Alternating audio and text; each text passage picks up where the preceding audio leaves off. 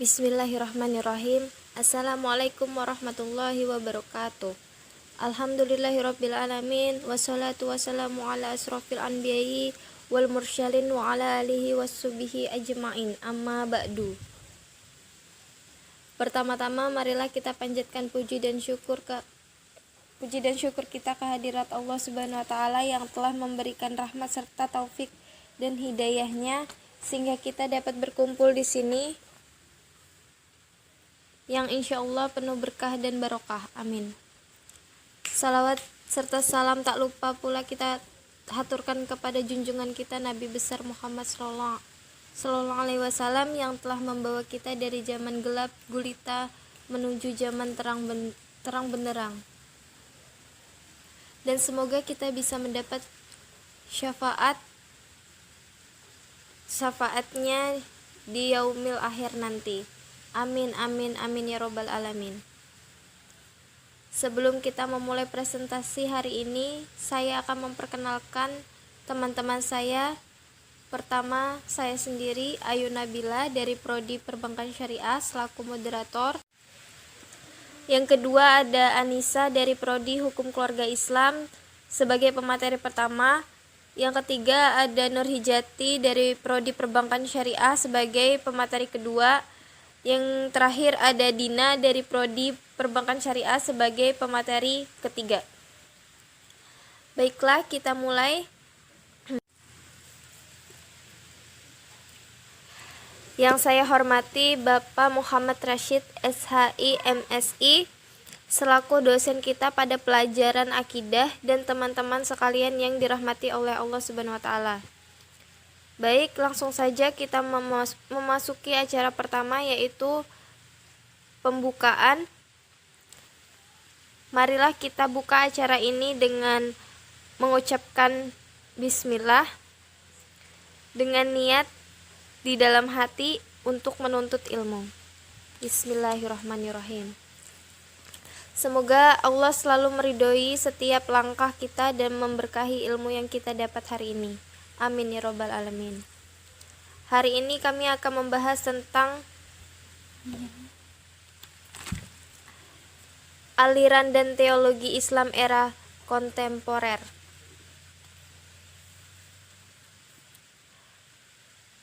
Baiklah, kepada pemateri pertama, waktu dan tempat saya persilahkan. Assalamualaikum warahmatullahi wabarakatuh.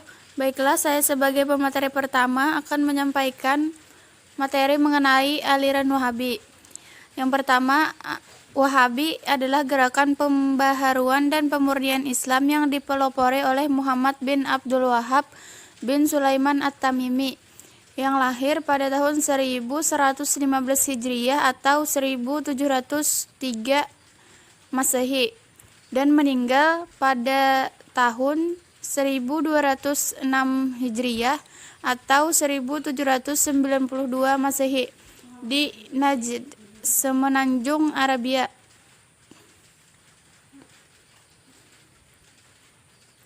Ajaran Wahabi ini muncul pada pertengahan abad ke-18 di Diriyah, sebuah dusun atau desa yang terpencil di Jazirah Arab di daerah Najd.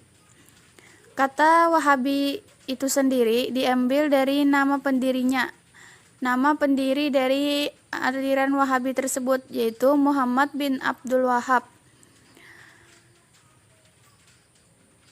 Beliau ini lahir di Najd, di sebuah dusun kecil Uyaina. Ibnu Abdul Wahhab adalah seorang mubalik yang fanatik dan telah menikahi lebih dari 20 wanita. Tetapi dia menikahi 20 wanita tersebut tidak lebih dari 4 waktu yang bersamaan. Dan beliau mempunyai 18 orang anak.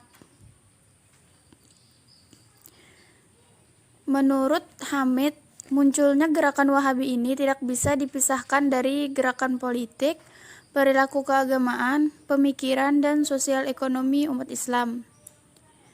Pada mulanya, pendiri gerakan Wahabi ini yaitu Muhammad bin Abdul Wahhab hidup di lingkungan Sunni, pengikut mazhab Hambali.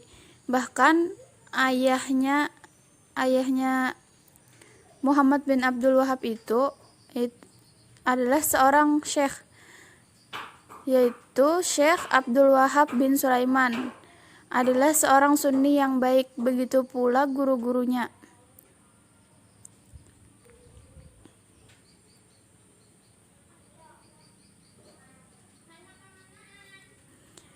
Kemudian doktrin-doktrin ajaran Wahabi. Salah satu pemikiran Wahabi adalah semua objek peribadatan selain Allah adalah palsu, dan siapa saja yang melakukannya harus menerima hukuman mati. Selain itu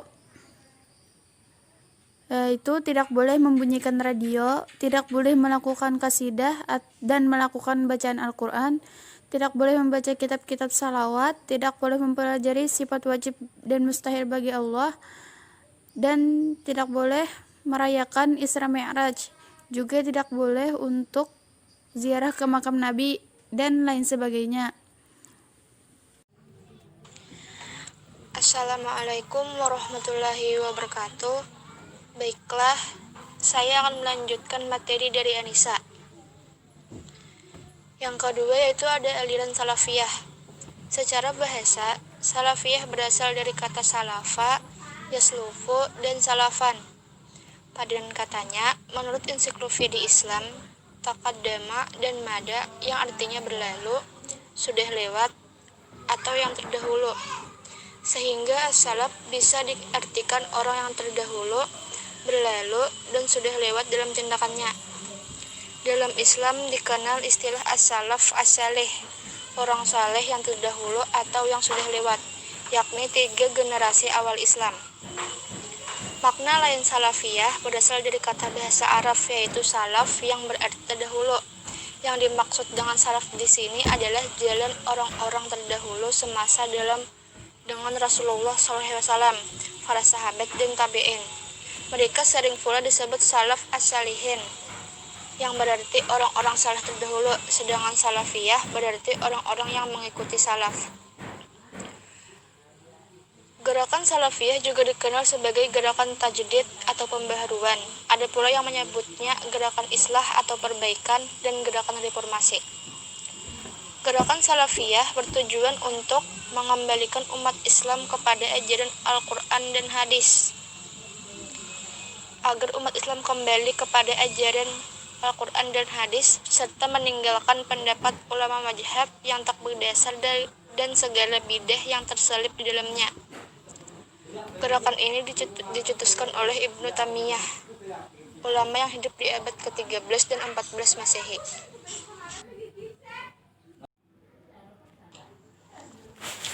Pemikiran dan doktrin aliran salafiyah. Pokok ajaran dari ideologi dasar salafiyah adalah bahwa Islam telah sempurna dan selesai pada waktu masa Nabi Muhammad SAW dan sahabat-sahabatnya. Oleh karena itu, tidak dikehendaki inovasi yang telah ditambahkan pada abad nanti karena material dan pengaruh budaya. Paham ideologi salafiyah berusaha untuk menghidupkan kembali praktik Islam yang lebih mirip agama Muhammad selama ini. Sekian presentasi dari saya, terima kasih. Assalamualaikum warahmatullahi wabarakatuh.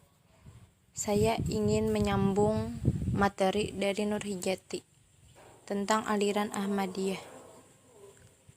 Ahmadiyah didirikan oleh Mirza Ghulam Ahmad di anak benua India pada akhir abad ke-19. Mirza diperkirakan lahir pada tanggal 13 Februari 1835 Masehi atau 14 Syawal 1250 Hijriah di Kadian, India. Sebagian orang menduga bahwa nama Ahmadiyah merupakan nisbat dari kata Ahmad yang berada di ujung nama Mirza Ghulam Ahmad.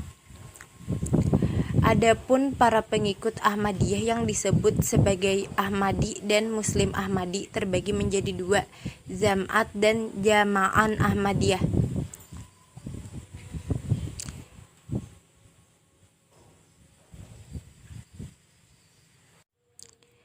Munculnya gerakan Ahmadiyah di India yang kemudian hari menyebar hampir ke seluruh dunia termasuk Indonesia sudah barang tentu dilatar belakangi oleh situasi dan kondisi India pada masa hidup Mirza Ghulam Ahmad.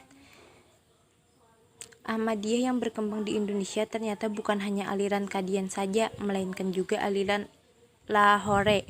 Kedua aliran tersebut mempunyai perbedaan yang mendasar, walaupun sebenarnya sama-sama mencakup kepada Mirza Ghulam Ahmad, pendiri gerakan ini.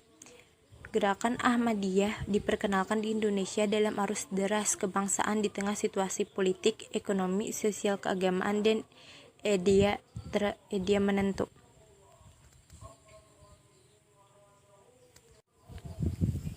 Sementara yang lain berpendapat bahwa Ahmadiyah merupakan bentuk modifikasi dari nama lain Nabi Muhammad SAW yaitu Ahmad.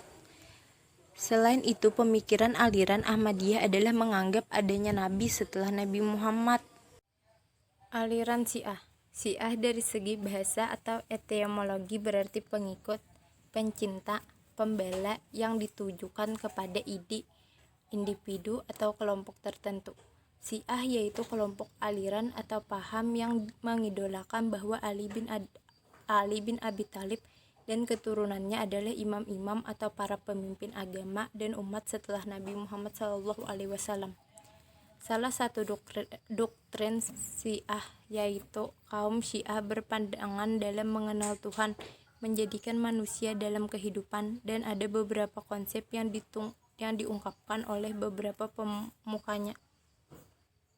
Materinya selanjutnya saya akan membacakan kesimpulan dari materi kami, yaitu kesimpulannya adalah Wahabi adalah gerakan pembaharuan dan pemurnian Islam yang dipelopori oleh Muhammad bin Abdul Wahhab bin Sulaiman At-Tamimi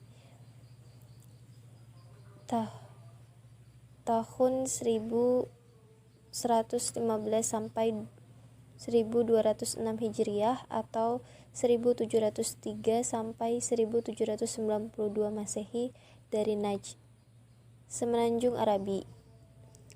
Salah satu pemikiran Wahabi itu juga adalah semua objek peribadatan selain Allah adalah palsu, dan siapa saja yang melakukannya harus menerima hukuman mati ataupun dibunuh. Nah, secara bahasa sendiri, Salafiyah berasal dari kata salafa, yaslufu, dan salafan. Padanan katanya, menurut ensiklopedia Islam, takadama dan mada yang artinya berlalu, sudah lewat atau terdahulu. Sehingga as-salaf bias diartikan oleh orang yang terdahulu, berlalu dan sudah lewat dalam tindakannya. Dalam Islam sendiri dikenal istilah as-salaf, as-salih, atau orang soleh yang terdahulu atau yang sudah lewat, yakni 3 generasi awal Islam.